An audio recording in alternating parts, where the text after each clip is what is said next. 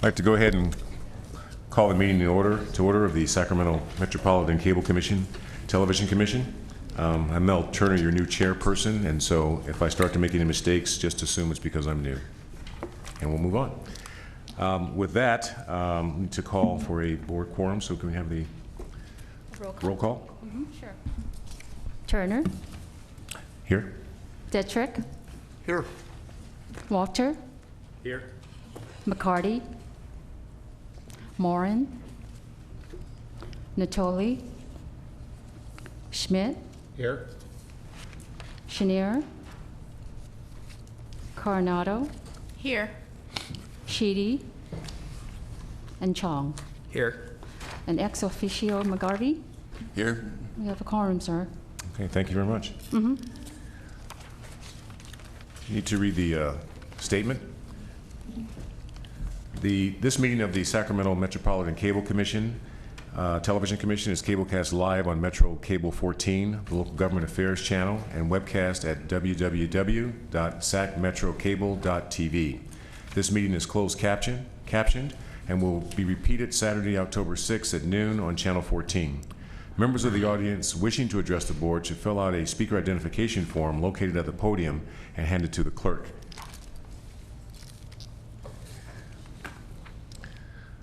Let's see, so next is the Pledge of Allegiance, and going to ask, Director, would you mind giving us, Alan, would you mind giving us Sure. the...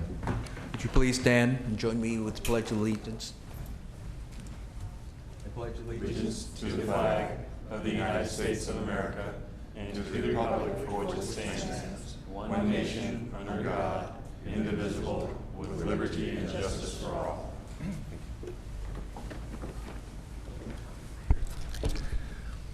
Next item is a closed executive session. Actually, can we take a minute to introduce Celia, please? Let's do that. We have a new member joining us on the commission board. Cecilia Coronado is appointed as a board alternate for Supervisor Phil Cerna. This was ratified by the Board of Supervisors on the 12th of June. And I'd like to welcome you and Thank you. congratulate you on your appointment. Thank you. Thank you. Welcome. Okay. Next item is the closed session. Sir, and we're going to adjourn to a closed session in hearing room 1, which has been reserved. Okay. So we're going to join. It'll probably be about 15 minutes maybe. 15 minutes or so. Okay, so we'll adjourn to a closed session.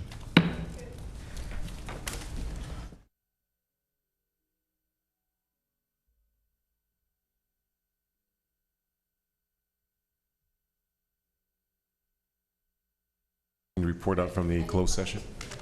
There is no reportable action. Thank you. Okay, thank you. Let's see. So that's the for the next item, please. Item number 2 is to approve resolutions number 2012-012, adopting the fiscal year 12-13 final general fund budget, and resolution number 2012-013, adopting the fiscal year 2012-13 final PIG fee fund budget. Good afternoon. Excuse me, there we go. At least I know how to run a microphone. Good afternoon, I'm Bob Davison, your Executive Director. This is the final budget for fiscal year 2012-2013. We're recommending that your board adopt the resolutions approving this year's final budgets. The only changes that are made from the proposed budgets are that the actual fund balances that carried over from the previous fiscal year, since we know those actual fund balances, the budget was trued up for those fund balances. And there was a small error that we corrected with the City of Galt, that we underfunded their PEG projects by about $7,000, and so we're making that correction as well. And with that, I recommend that you adopt today's actions, recommended actions. Are there any comments or questions on that? I'll entertain a motion. I so move. Well, do I hear a second? Second. Okay, do we need to take roll call on this? I don't believe so. You can do it by voice vote or take a roll call, whichever you prefer. Why don't we just go ahead and do voice vote then at this point? So I'll call for those in favor, say aye, please. Aye. Any opposed? Abstentions? Okay. So move then. Thank Next you. item, please. Item number 3 is resolution number 2012-015, amending the executive director's delegation of authority to execute the office lease agreement with the County of Sacramento. Good afternoon again.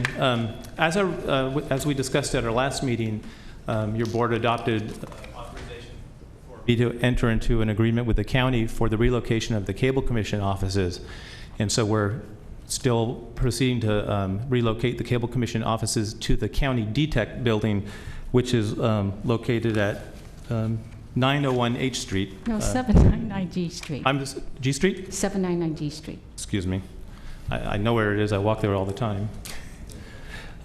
Anyway, as negotiations, so the authorization that your board approved basically allowed me to sign the contract as long as it wasn't for any cost over what we're currently paying.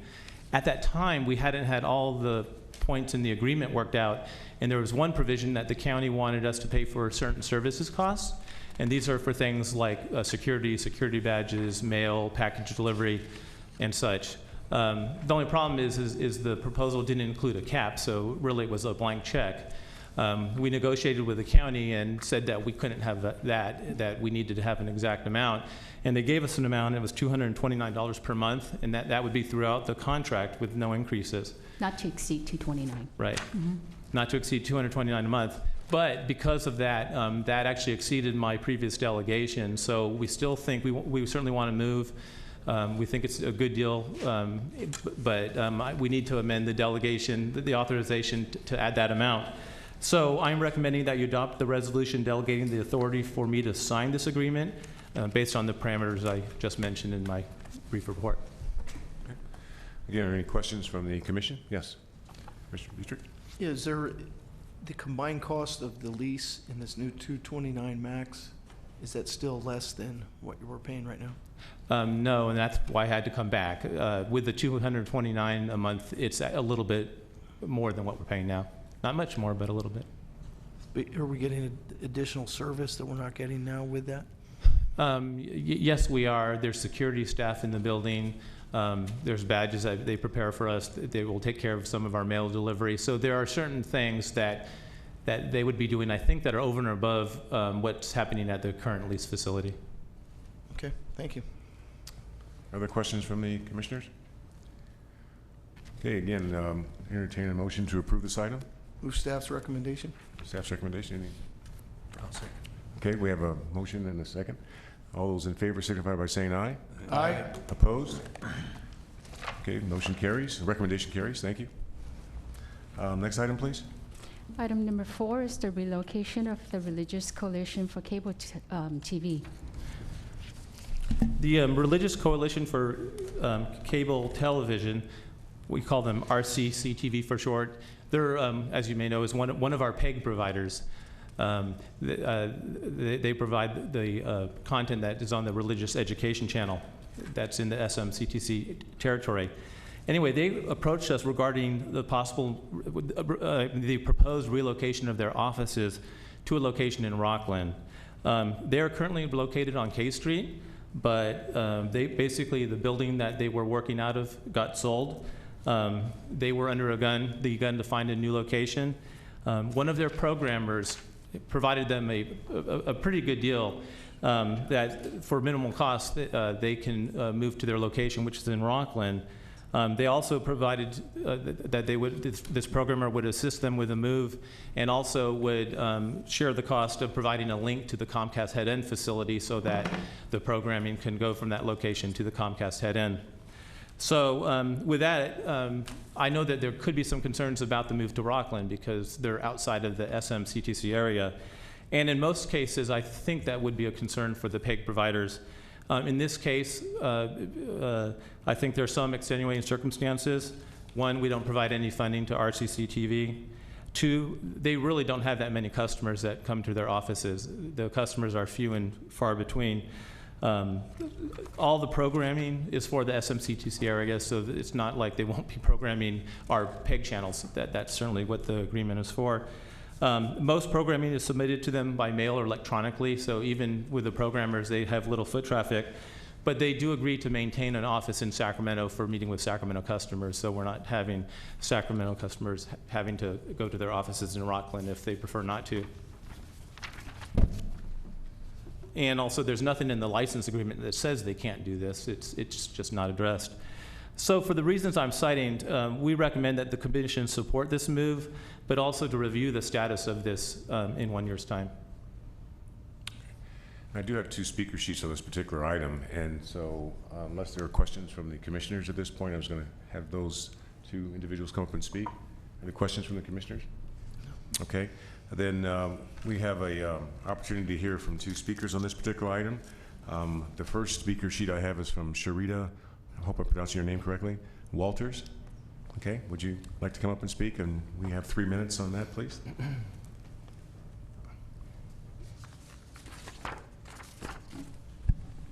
Good afternoon, everyone. Thank you for the opportunity to address this topic on item 4 for RCCTV. I've been the chair for RCCTV for 12 years, and it's been an item, a commodity, I would say, for the community in Sacramento. Most people in the hospitals, nursing homes, and assisted living, that's their church. They have no place to go. And it would be, since we had financial challenge and we lost the building, we had this great offer. We couldn't turn it down. And so we approached the staff and wondered if this was would be possible for us to do this. We will still maintain an office here in Sacramento, a small office. And we would transfer a program by fiber to Sacramento. We've had 475,000 households, and so we will maintain the same programming, same demographics, reaching all the same people here in Sacramento. And there'll be no change except the office will be there, one office there to transfer the program and our production. Everything will be done still in Sacramento. So, any questions for me? Any questions from any of the commissioners? Okay, I'd like to thank you very much. Thank you. Next speaker sheet I have is from Ron Herman. Yes, I'll pass. Everything was covered in the Okay, brief. all right, thank you. Thank you.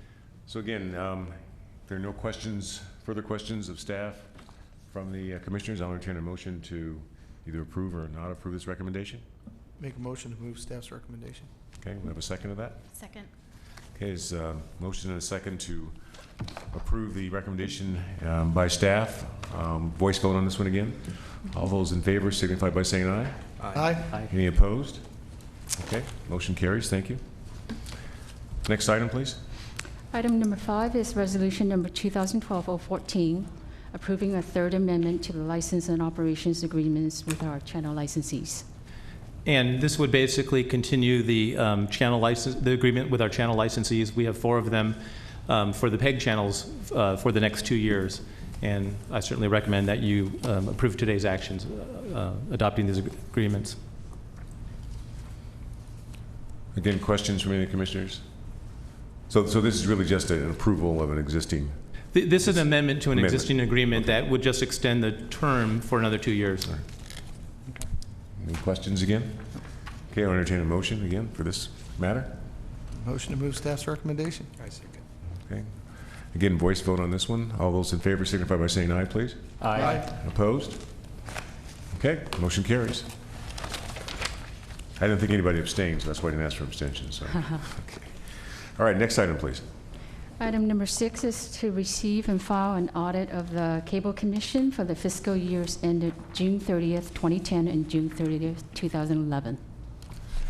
Thank you, and I'm pleased to report that we did commission the county auditor to do an audit for the commission for the fiscal years that Karen just cited, and the audit came up very clean.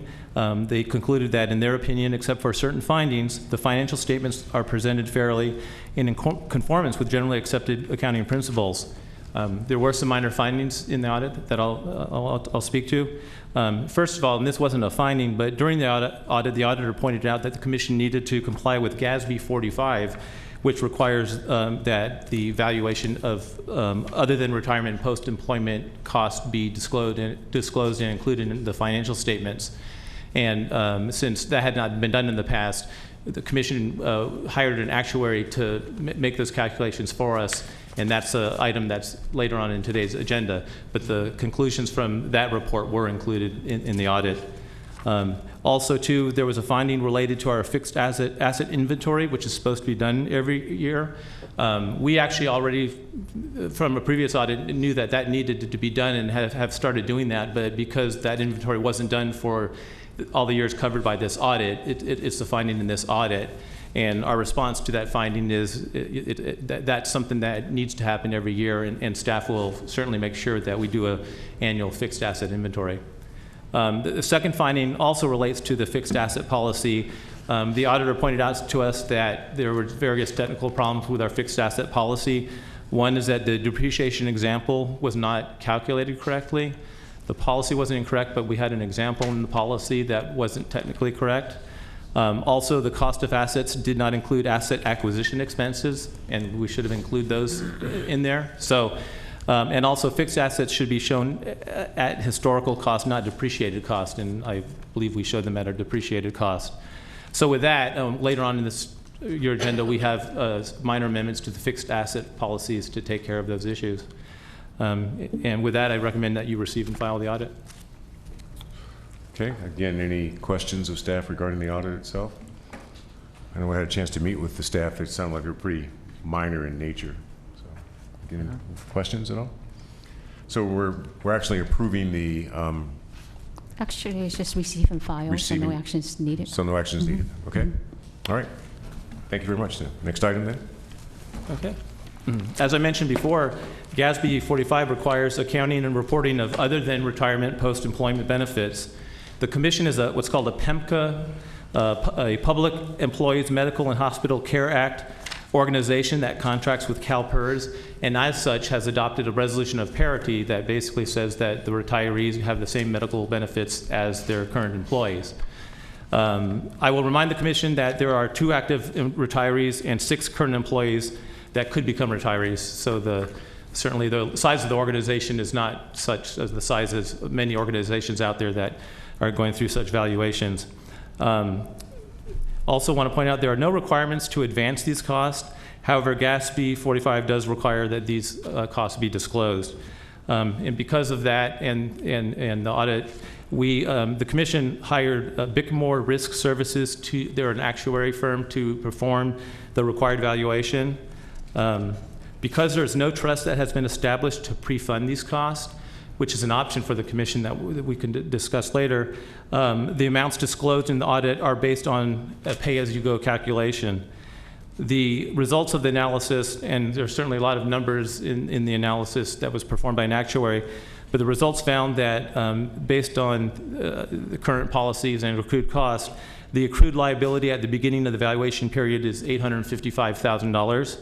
The study also showed that the annual cost of this obligation based on amortizing these costs over a period of time, and this is the second table that's in your staff report, it shows that the annual net obligation is roughly $60,000 per year, and if you were amortizing these costs over a 30-year period, I believe, at the end of the 3 years of the valuation, the accrued amount would be $192,000. And those were the main numbers that were reported in the audit. We plan to bring to your board in June, along with the budget, the results of the next 4 years studies that would be performed by an actuary. Today's recommendation is also recommending that you direct staff to retain an actuary to perform these calculations for those 4 years. At that time, we'll also bring to your board the option to pre-fund this liability through a trust, such as there's a CalPERS trust that we could participate in that would basically be putting some money aside to pay for these costs in the future and therefore bring the amount of the liability down. Like I said, there's no pre-funding requirement. However, pre-funding does pay this off over time and also lowers the discount rate so that the amount that the present value of the future amounts is lower because of the lower discount rate. But because the commission is slated to sunset in 2024 and these liabilities will become the liabilities of the member agencies, the commission may wish to pre-fund these liabilities through its own or on its own or through a trust. And like I said, we plan to bring options back to your board in June along with the budget next year. And with that, I recommend that you adopt today's staff recommendations. Okay. Again, questions from any of the commissioners regarding this particular item? I did check, by the way, and we do have a pre-funding situation in our city as well, and I think that was one of the issues the staff was going to take a look at to see how many of the member agencies actually have the Gatsby 45 pre-funded situation occurring. So, thank you. And we did talk to other jurisdictions, and not all of the cities or county do pre-fund, but many of them do, as well as some other JPAs. I know that SHRA pre-funds their liabilities as well. So it certainly is an item for the commission to consider in June, and I think it may make some sense to do that. okay. Now, you'd asked that we direct staff to retain an actuarial, so there is some action that's required on this particular item. So what's the consensus of the commissioners? Make a motion, we move staff's recommendation. Okay. Is there a second to that one? Second. Okay, we have a second and a third. All right. So again, a voice vote on that one. All those in favor, aye, please. Aye. Any opposed? Okay, the item's moved. Thank you. Next item, please. Agenda item number 8 is Resolution 2012-016, revising the fixed assets capitalization policy. As I mentioned in the audit item, there are various findings, and we needed to make some minor adjustments to the fixed asset policy. Those are before you today. I won't reiterate them, but it's just what I discussed in the audit item. With that, I recommend that you approve the resolution amending the fixed assets capitalization policy for the commission. Okay. Okay, again, action is required. So again, questions from the commissioners on this particular item? Once we declare the assets surplus, what happens to them? When the assets are declared surplus, if they can be utilized by our staff, who's really good at taking things apart and reusing parts and such, they use it for that. If it gets past that, typically we don't. It's taken to the county surplus? It's county surplus? Correct. So basically, we as the county to surplus the property. We don't get money for that. We turn the equipment over to the county to surplus. Basically, get the stuff out of the office. Get stuff out of the office. For the most part, to be in the business of trying to make money off of this, we're not really set up for that. We're pretty good at using things till it's well past its useful life, so the value is typically pretty low, and so we basically turn it over to the county for surplus. In my understanding, this has been occurring, but we just need to, because of the audit, need to, I guess, formalize this particular activity that has been occurring? Well, what's new is we haven't typically provided a list of the surplus property to your board every year. Okay. And this is actually even from the previous audit, I think, where we amended our practices to start doing that. And I can't remember if we did this last year or if this is the first time. Karen, I don't know if... This is the first time we've actually created a list of items that were surplus. Right. As a result of this recent audit. Correct. So this is something that we'll do annually. And so will this come to the board for any action on our part, or? Receive and file, and it'll be done annually from here on. Okay, all right. Again, any other questions? Okay, so I'll entertain a motion for this particular item to move it. Make a motion to move staff's recommendation. Is there okay, it's moved and second. Ted, did you? That's Howard. Okay, Howard, thank you. Howard, second. So again, voice vote on this one. All those in favor, signify by saying aye, please. Aye. Any opposed? Hearing none, the matter is moved. Thank you. Item number 9, please. It's the actual list that, of items that was declared to be surplus. This is the receive and file of the list. Okay. Yeah, actually, given Howard's question, and I already started, I think, provided most of the information for this item as well. So that's the recommendation, receive and file that list. Okay. So there's really no action to take at this point other than we have received in our packet that particular item. Okay, so the list of surplus. Okay, hearing no other action needed on that particular item, then we'll move to item 10, please. Agenda item number 10 is the general administrative report from our executive director. Okay, good afternoon. I do have a general administration report. The first part of the report is going to be a short presentation to Bill Piper. He's a Metro Cable 14 employee. He's been the technical coordinator. He's now the technical coordinator, and there he is. He's just walking out of the back room right now. He's been with the commission for well over 20 years. He is really responsible for a lot of what happens behind the scenes at Metro Cable, and is responsible for keeping things going in regards to technically going from recording the meetings all the way to the TV screen. Very happy to have Bill on our staff, and he is often utilized by many, including the member agencies and such, for help on technical issues. And with that, I think Donna Wellborn had a short presentation that she was going to do for Bill. I think we have, there we go. We have a PowerPoint up here for you to watch. And your microphone here? Yeah. Okay. Yeah. Bill's been with the commission now for 20 years. He started in 1992. His first assignment that we gave him was to go to SMUD on a van shoot. And so he said, no problem. He was excited, young buck ready to go.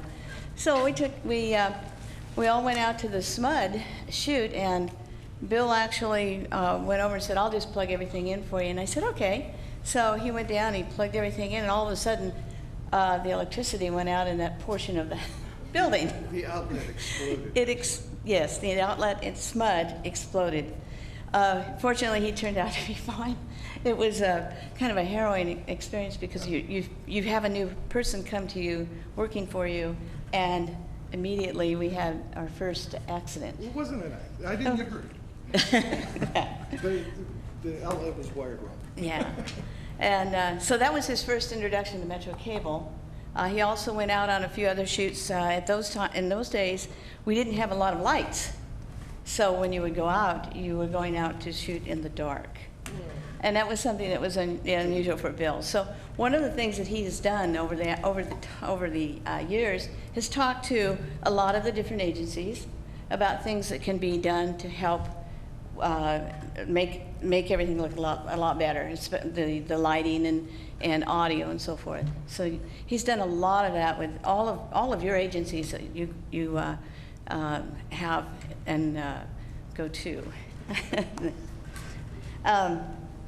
Let's see. One of the things that I do remember was, I think, a Galt shoot that we had, and Bill was at the Galt.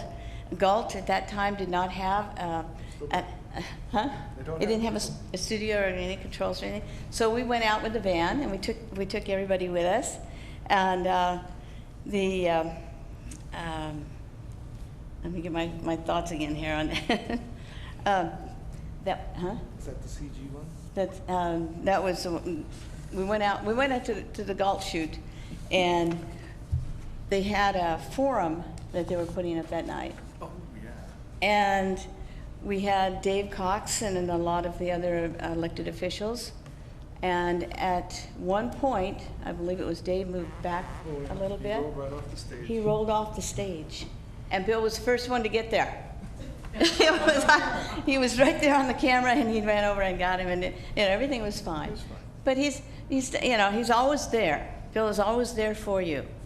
One of the things that I really appreciate is that when he starts to think about things that we can improve on, he starts working systematically with a lot of system ideas, and then he comes to the rest of the crew and a lot of other people to explain what he's got, what his ideas are, and they end up being our new equipment and new things that we need to use on there.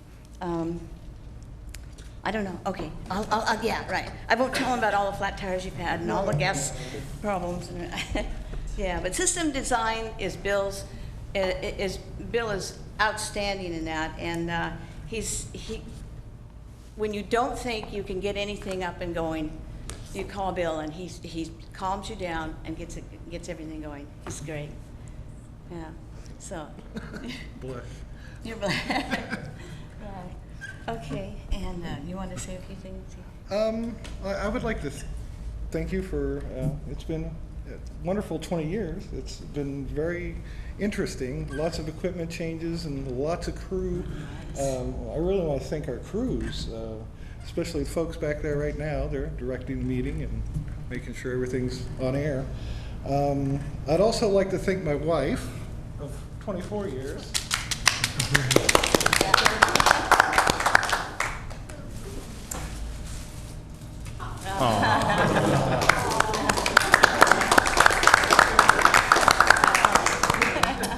24 years, and she has to put up with my crazy schedule because I'm not, I don't have a schedule. It's long call, and whenever something breaks, I'm down here, so, or anywhere that we are shooting. So, anyway, thank you. It's been a pleasure.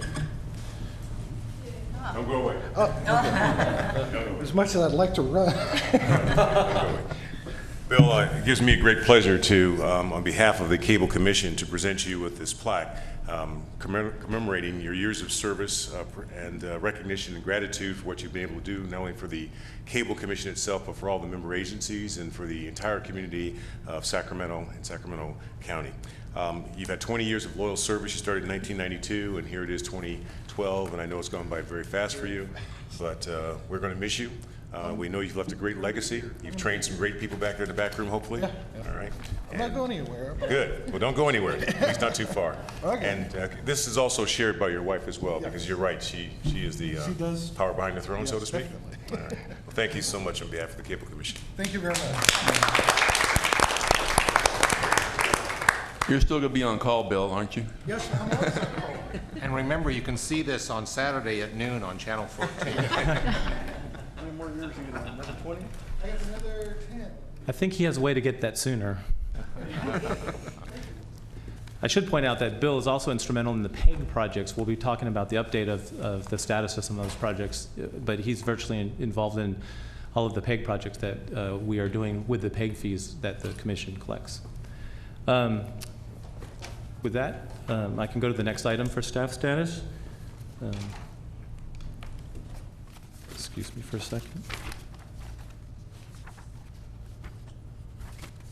And I did not create a video for this one, but I want to recognize your attorney, Harriet Steiner, who has been nominated and voted by her peers as one of the 12 one of the attorneys named as one of the best lawyers in America for 2012. And I think we're pretty fortunate to have one of the best lawyers in America in 2012 serving for our commission. So, Congratulations.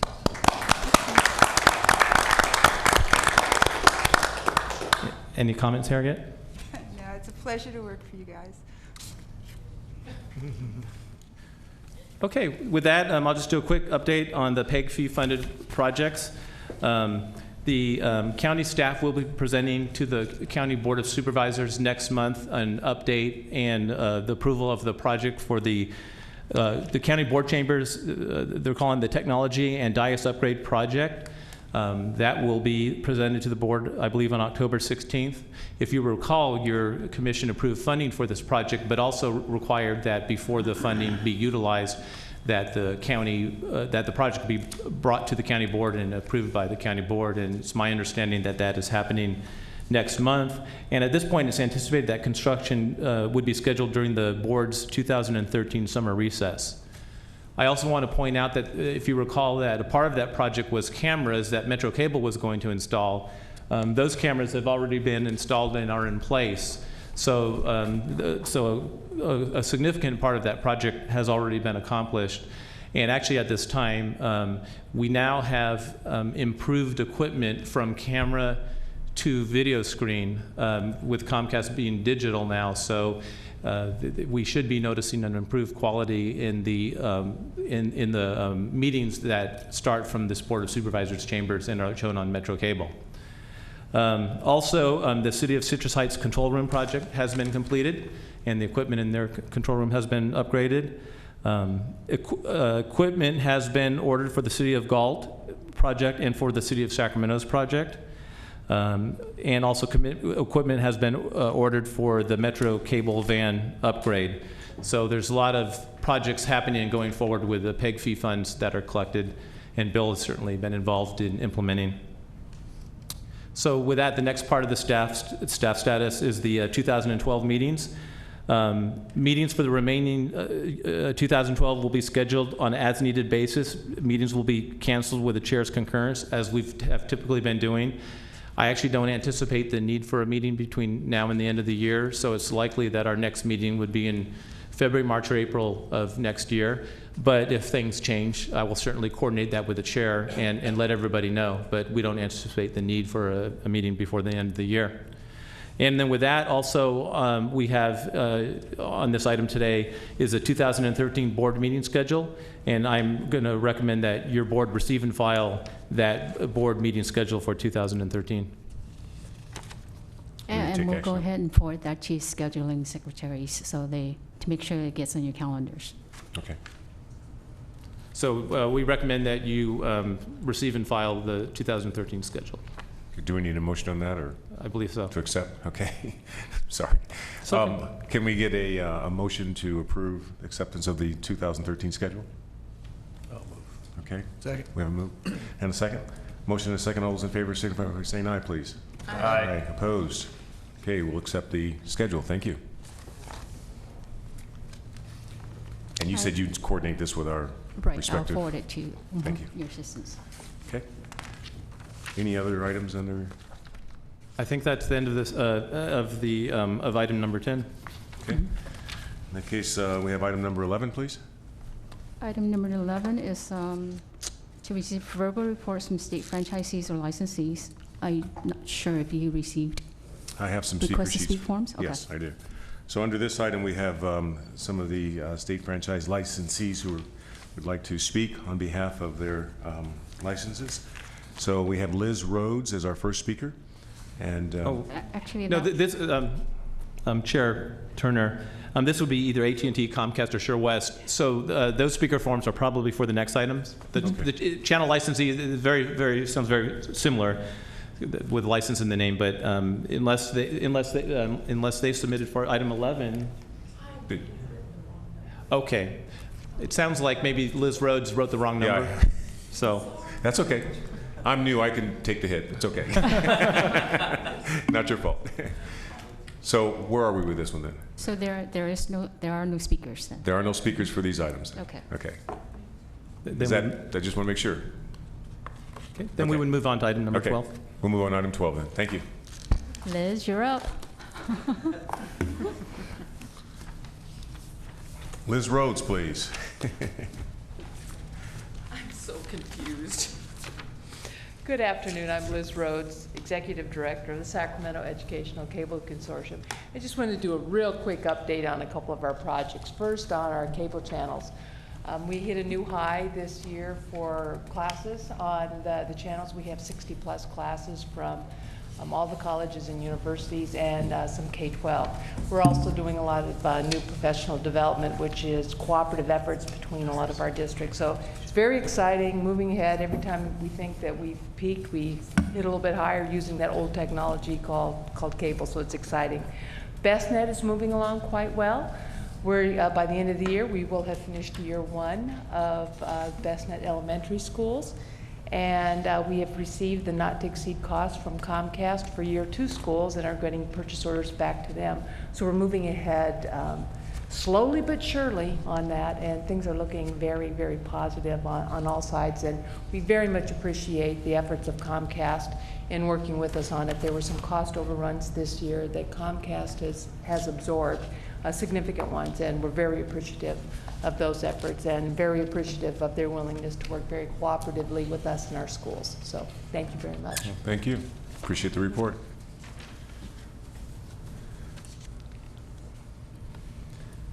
And I have another speaker sheet. This is from, this is on item 12 as well. Ron Cooper.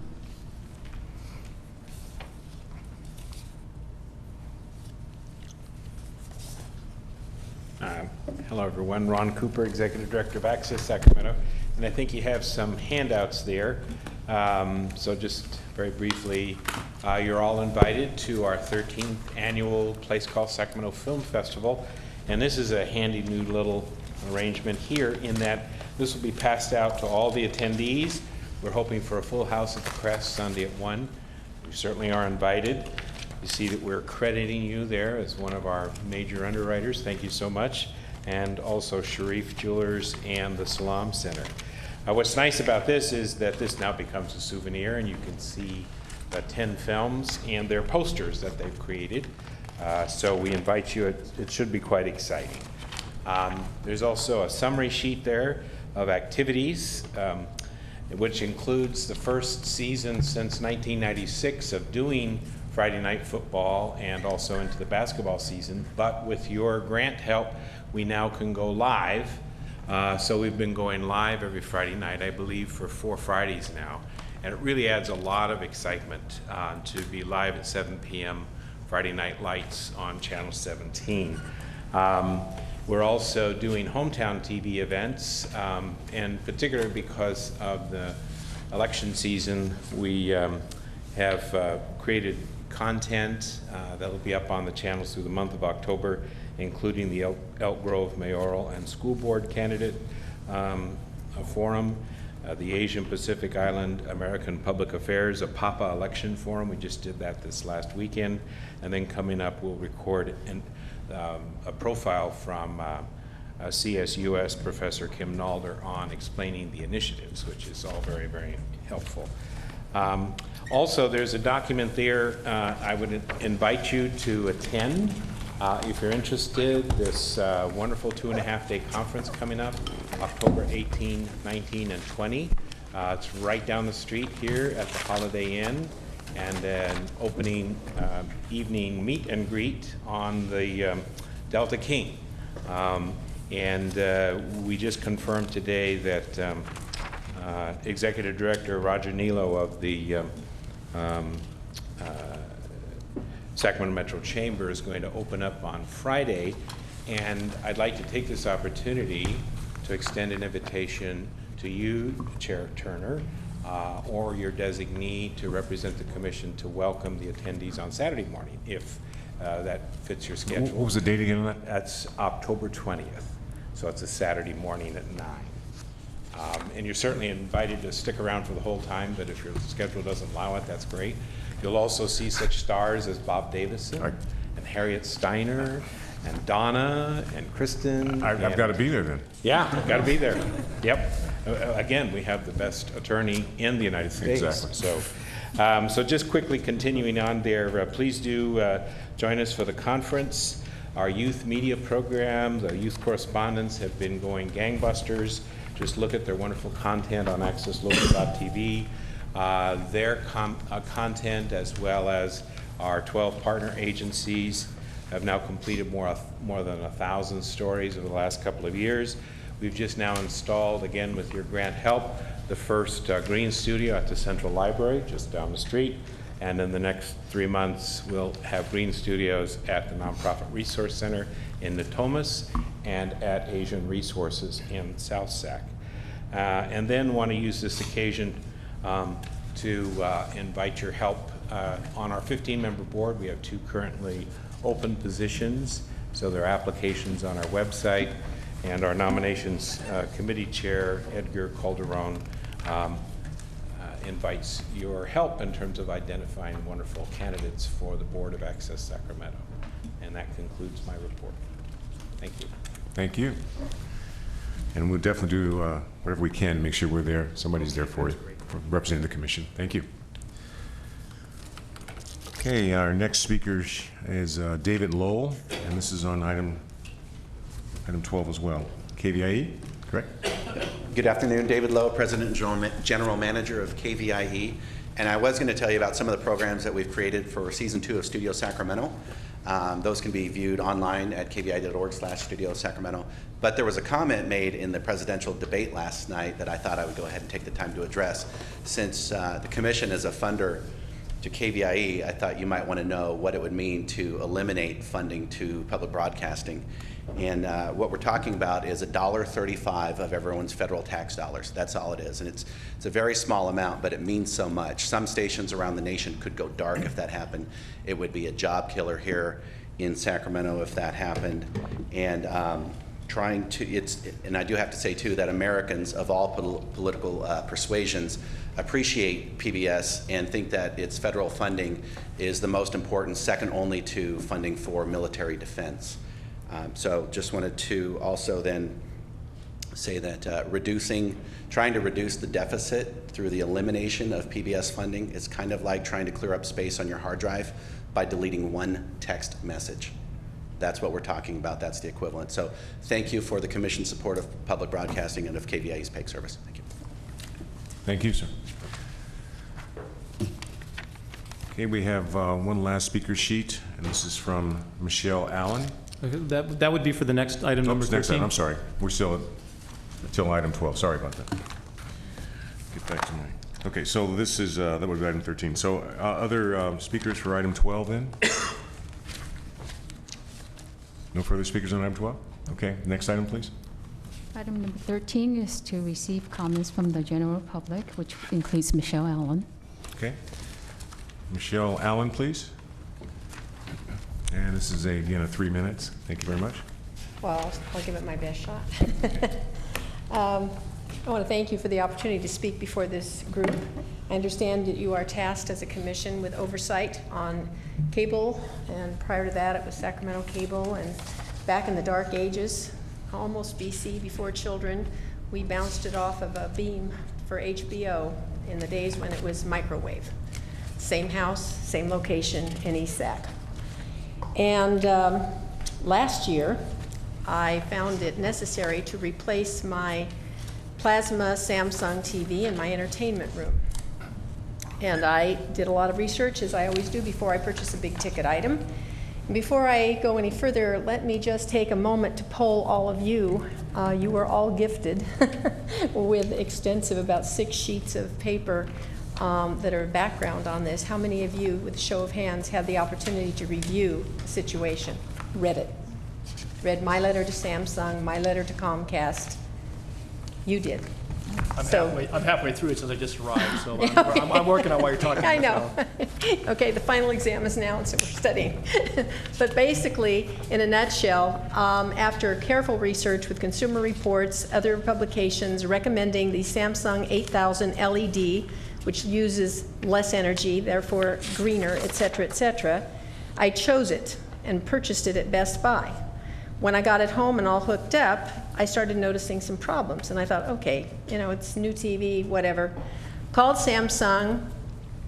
They tried very hard. Eventually, they sent 2 technicians outside, independent, at no cost to me, to see if maybe I did get a lemon. And it happens. Now, as a former arbitrator for 20 years for the Better Business Bureau, I try very hard to do my homework and ascertain exactly who's responsible for what and what's going on. So I've done all the homework, I think, to address this issue.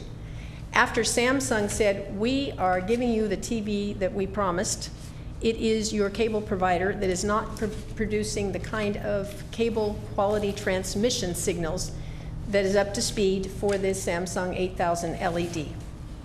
I now know more about hertz and HERTZs and all that, and pixelizations and refresh rates and all that than any layman should ever have to know, but I figured, okay, you guys need to know this. Here's the situation in a nutshell. The metaphor is, I think I bought a Ferrari, at least, you know, my check would indicate that. Thinking, okay, big ticket investment, I watch a lot of TV, I'm gonna go for it. I get it home, I'm getting inexpensive Ford truck, cheap gas in the tank, transmission service, which is not working. So as a result, particularly on the darker shades on the TV, all stations across the board, old movies, new movies, CSI, Law and Order, The Good Wife, you name it, Homeland, all of them. Pixelization in the darker shades, particularly in the foreground. Both. Ms. Allen, I just want to caution you, we're beyond 3 minutes, so. Okay. Both technicians said, you know, there's nothing wrong with the set. It's with your transmission. Comcast, my carrier forever. I've never had anybody else since it was Sac Cable, et cetera. They sent two technicians, including a Mike Castaneda, very nice gentleman. who also concurred that I am not getting the, unfortunately, I'm not getting the picture that I was promised or that should be delivered in HD quality. Now, nowhere in Comcast's literature or Samsung's literature, or anybody's literature, does it say, oh, but if you have a 240 hertz with a refresh rate at this level, we can't deliver a picture that's acceptable for your very expensive, nice new TV. Nothing. So while I'm paying extraordinary rates, and I have the Premier package, and they keep going up and up and up under the guise of we need to keep up with current technology and improve and improve and improve, I'm not getting it. And I'm the tip of the iceberg, because as people start to upgrade to these LED sets that are high-end with 3D capabilities, et cetera, that problem's only going to grow. Now, you're all invited to my house. I'll supply margaritas, guacamole, and whatever. If you want to come watch the 49ers, if you want to watch Stars, whatever. I'm happy for you to come see what I'm seeing. I spent a lot of money and a lot of time researching, and I've gone to the mat on talking to all the stakeholders that could possibly be involved with this. But I'm not a happy camper, because I'm not getting what I think I am paying for. Even though Comcast says, well, you're getting good reception on your other 2 sets in your house. And yes, it's true, because they're not at a refresh rate of 240 HRTZ. So, okay. So that's the problem. The bottom line is you're looking for the commission to do what? That's where I'm at. What is it that you want us to do? I think that that if Comcast cannot deliver the transmission quality to accommodate these new high-end sets, they're going to have to either tell their customers that straight up in their bills, and or reduce the rates, because we're not getting those pictures. I don't think it's Samsung's fault. They built a great mousetrap, a better mousetrap, a greener mousetrap. And most of us are starting to buy it, especially if you see it mentioned in Consumer Reports. Okay. And, I keep hearing that we're state-of-the-art, we're so great and everything, and everyone's been very pleasant, but there's a lot of finger-pointing going on. It's no, they did it, no, they did it, no, they did it. Somebody's got to be held accountable. Okay. And I think that's where you guys come in. You need to do that. And I invite any and all of you to come check it out. I don't live that far away over here in East Sac, so you're welcome. Well, let me see if there are any questions from the commissioners first, please. Sure. Yeah, if I could, Mr. Chair. Maybe for Bob, I had a chance. Mrs. Allen has made a presentation to complete reading the packet here, and as I understand, I think in the chair kind of boiled down to it in asking the question, but she pays by own accord here about $200 a month for the digital Premier package, and that is not satisfactory or not totally compatible, I guess, with the television set that she purchased. So where does that leave us? I mean, obviously we have some ability to intervene, yet we don't have total authority, and I think that needs to be understood too, Ms. Allen, about the authorities of the Cable Commission as it relates to this. But I understand the plight here, and again, if this is not, sounds like it may not be an isolated situation, or at least one that may have some other potential. And there's certainly some notice to folks that if you're paying for a Premier package, which has certain connotations to it in marketing context, it was seen to me then that there needs to be some acknowledgement that so folks that are and whether you're out at Best Buy or any place else or buying it through the web, buying certain sets, that you at least have an idea as a consumer. You may buy the best equipment, but there may not be the total compatibility on, and again, I don't begin to understand refresh rates and so forth, but I just think that's an important disclosure to folks. And one, obviously, a relationship between the provider and and the consumer. On the other hand, it seems to me that if people are going to do this, and we're going to have more dissatisfied folks like Ms. Allen relative to their service, I think we need to kind of know where we're going with all this. Bob. So I guess my question to you is, again, you've offered some recommendations here and intervened. I think the commission has the best you believe we can at this point in time, and you've recorded that in the letter in August. But so, and I do want to commend Katie Lee. She's the customer service staff that's been working on this case, and I know she's been working diligently with Ms. Allen and Comcast. trying to resolve the complaint. She has been awesome. So- Great asset to your organization. Yeah, and we'll point out, I believe since I've been here, this is the first complaint that's escalated to the board level, so that's another attestation to the work that your complaint staff does. Nevertheless, this is one that hasn't been resolved, and as I think it's been already alluded to, the commission doesn't regulate the packages, the prices. It doesn't regulate signal quality. So there's certainly some limits to what can do, to what can be done. I certainly. So far, Ms. Allen is the only customer that we know of that's ever complained of this issue. But that doesn't mean that she's just not. Maybe she's the first customer that bought this TV, and so certainly we could be dealing with this again if in fact the TV makers are making TVs that aren't compatible with the Comcast system. With that said, I think we've tried to help Ms. Allen as much as we can. I certainly would be willing to call Samsung and maybe make some calls to Best Buy in regards to this issue and let them know that there's a product that could have this potential problem.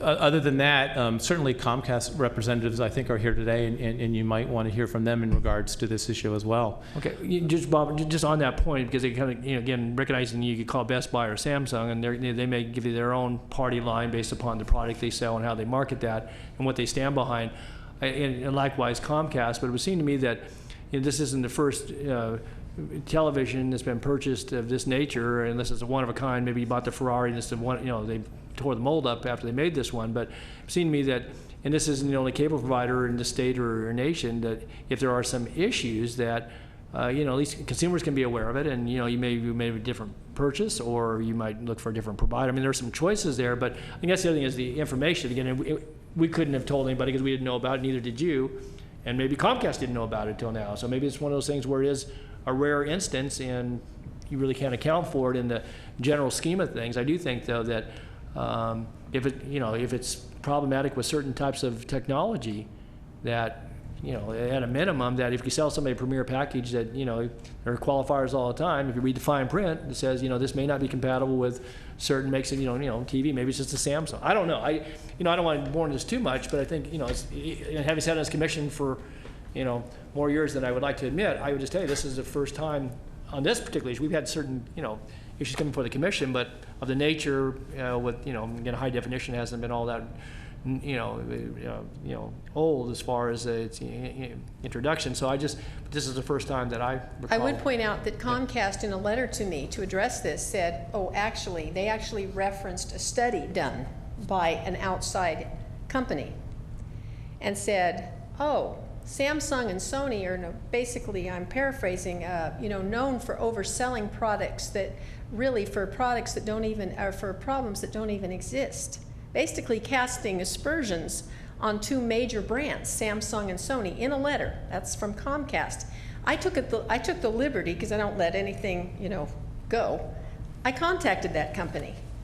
That company sent me an email very angrily saying, we never do this, but this is one time we're going to say, Comcast took this out of context. We are not saying that, and I'm hearing lawyers in the background, with slander on major brands. And as a result, I thought, well, there we go again. Not our problem, it's Sony's problem, it's Samsung's problem, selling you stuff for problems that don't even exist. And as a consumer, I know that I represent a lot of people. I'm just tenacious by nature.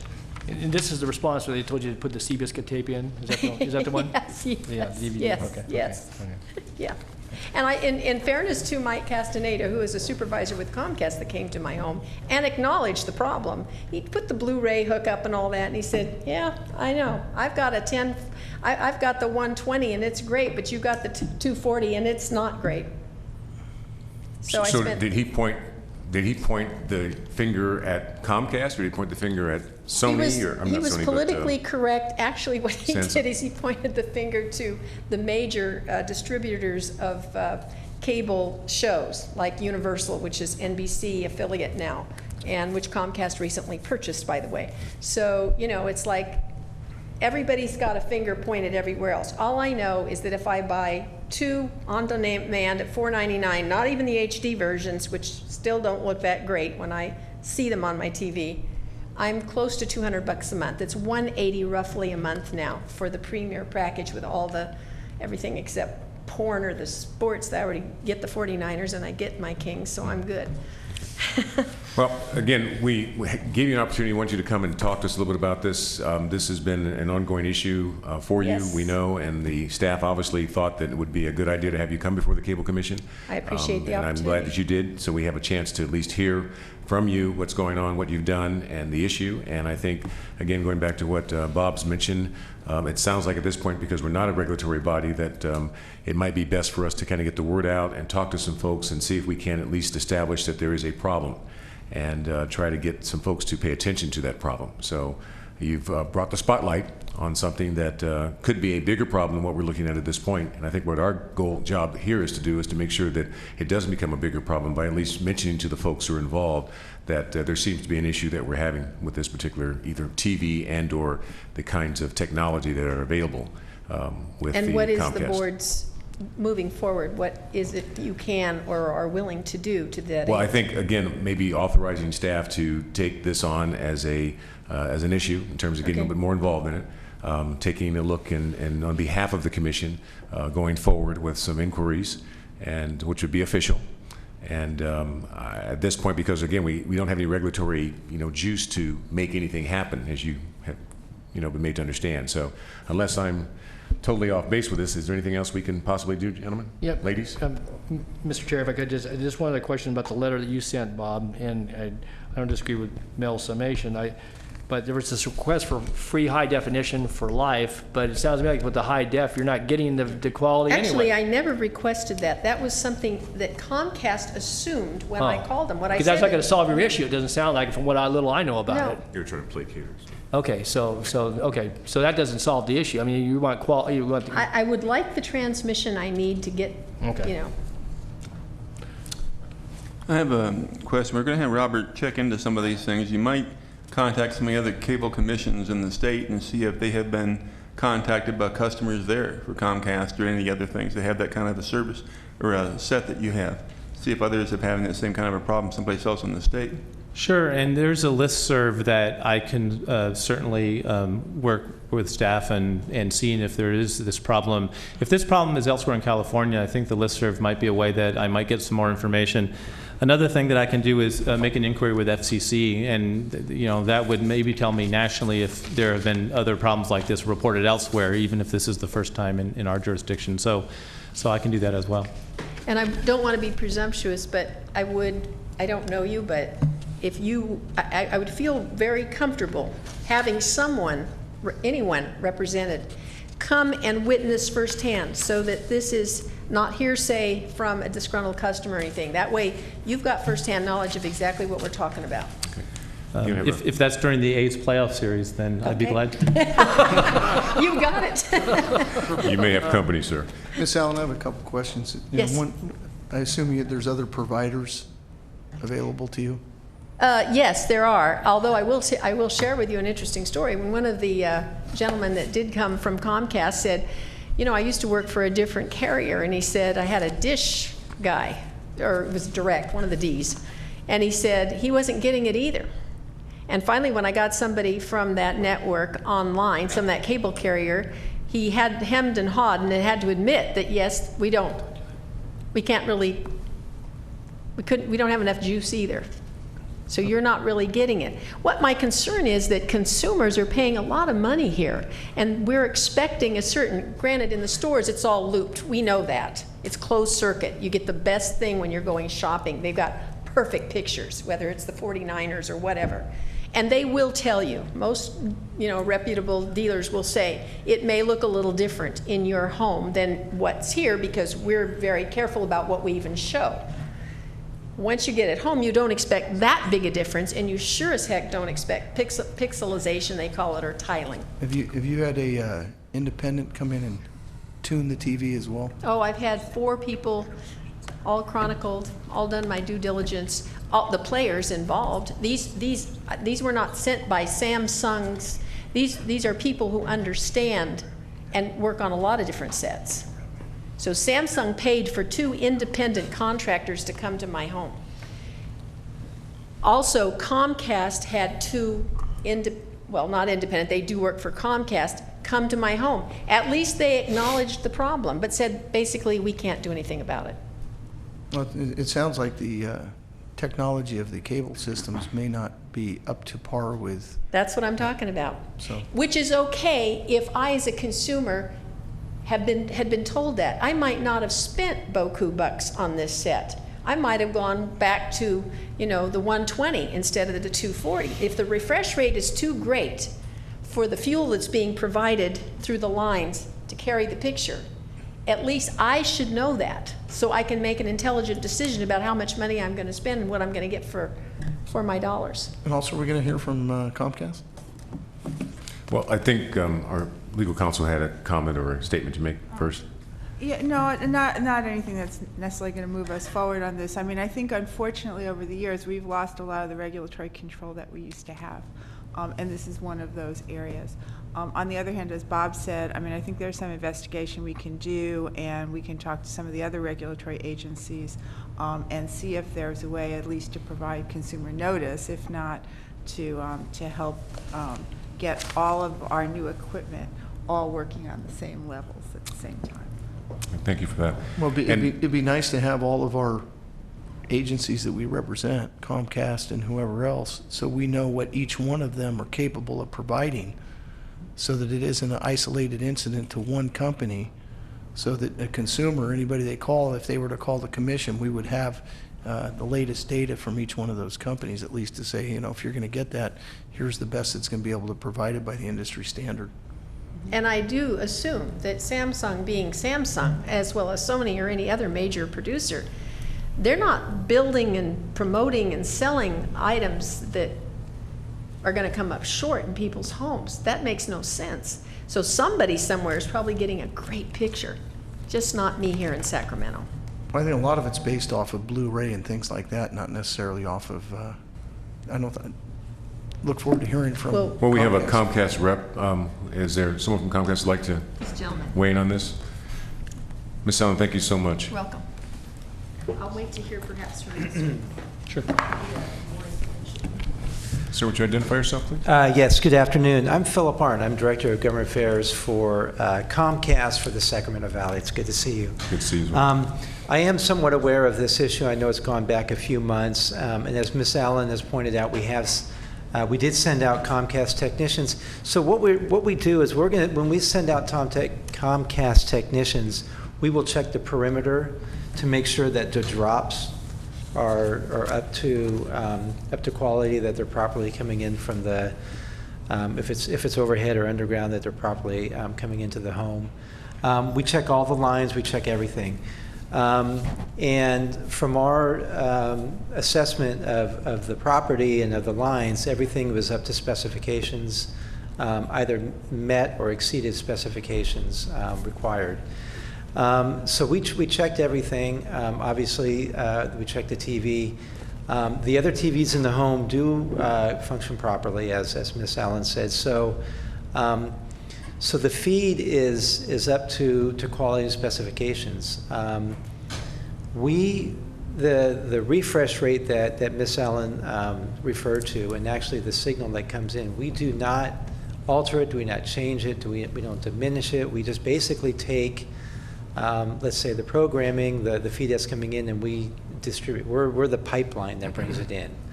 And this is a unique situation. I understand that the concern is this is the tip of the iceberg, but I did check with my region office. We haven't had any other issue with a customer that is any way similar to the one that Ms. Allen has brought today before the commission. And I'm aware, I don't know the TV exactly, but I don't think it's a unique TV. I'm sure it's sold. It has a wide distribution. So it's, from our assessment, it is not the feed, it is not the cable system. shall we say. I spoke with Miss Allen before, and I sympathize with her issue. I mean, she spent a lot of money on the TV, but a lot of times we go out and we go to a home and we try to figure out. I mean, we get calls every day. My TV doesn't work. Well, is it the TV? Is it the signal? What is it? I mean, I've gone on with technicians into homes, and so you have to troubleshoot these things, and we really have done what I believe is a thorough job in troubleshooting this issue. From all that we've done, we cannot bring it back or pinpoint it to Comcast. So that's where we're at. I don't know much more to say than we feel that it has something to do with the TV, but I know Ms. Allen stated her position. Thank you. We have a question. Yeah, thanks for your explanation. I guess I'm curious, is there a way to field test this beyond just sending technicians out different times, Samsung and Comcast? Would it be that, and again, if there's interest by Best Buy, if they're marketing this, but there are others, I'm sure, to maybe get the same brand of TV, the same make, and bring that out to the house and test it out? You say it's in the TV. Do you think it's in that particular model, or just in that particular? I mean, you don't know. I mean, obviously. No, yeah. But Exactly. that's one way, and that requires some engagement. The other thing is, I guess, what I wanted to ask you is that if you have multiple TVs in a house hooked up to the system, does that dilute the signal in any way? Well, it could. I mean, in fact, it's happened at my home. When you go to I don't have cable, so I don't know. No. I got rabbit ears, so just so you know. So you got We need to talk to you. We need to talk to you after. Well, I'm pretty far out. You don't want to run cable Okay. far out. I'm out. So So what happens if you have one TV? you could buy her a couple TVs. What it costs to run a line out to my place. He's still so. black and white. Right. Okay, there we go. No remote. If you have a couple I'm not TVs that coming bad, guys. Come on. we base the feed that's coming in for those two TVs. Once you start adding cable modems and additional TVs and high definition, you basically have to put an amp. I mean, you have to, you have to give it more power, more signal. And I've seen this done at homes. For example, recently up in the Sonora area, we upgraded the system. Well, what we found out is we went from a 330 megahertz system to double or triple that. Well, all of a sudden, we had homes that had old drops, bad feeds, because they were okay for that 330, but they couldn't handle so we had to go in and we had to upgrade it. So yes, with the additional TVs and others, but it's common. We go in and we work at the home just to make sure that the feed is up to. Okay, just my last comment, because again, knowing very little about it, I just wonder if there's a way to boost that signal so that you get a better reception if TV requires more of. I can find out I can find out if that's one of the ways they troubleshoot. I would think it is, but I can't speak specifically on that. Bob, I think you had Yeah. comment or question. So when you guys tested it on your drop line with the quality and specifications that worked for her old sets, but it doesn't work for the new one, is that so? It should work for the new one also, from what you know about that set? Well, I mean, the specifications in many of these are established by the FCC. It should work for any set that goes in. I mean, and if we have to put an amp, but it should work for a new set.